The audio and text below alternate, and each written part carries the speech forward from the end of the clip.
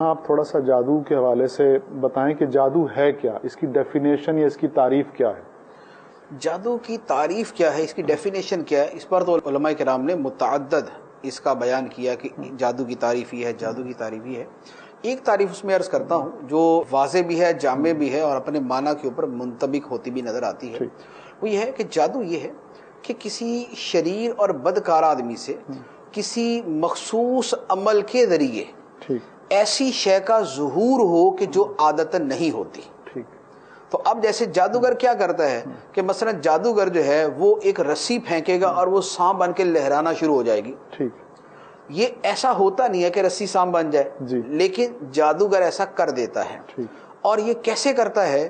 وہ کرتا ہے کسی خاص عمل کے ذریعے، ایک مخصوص عمل، اس نے کوئی چلا کیا ہوتا ہے یا اس نے کوئی لفظ جو ہے وہ رٹا ہوتا ہے، دہرایا ہوتا ہے اور اسے بار بار کر کر کے ایک اس پہ پاور اس کی حاصل کر چکا ہوتا ہے، وہ پڑھتا ہے۔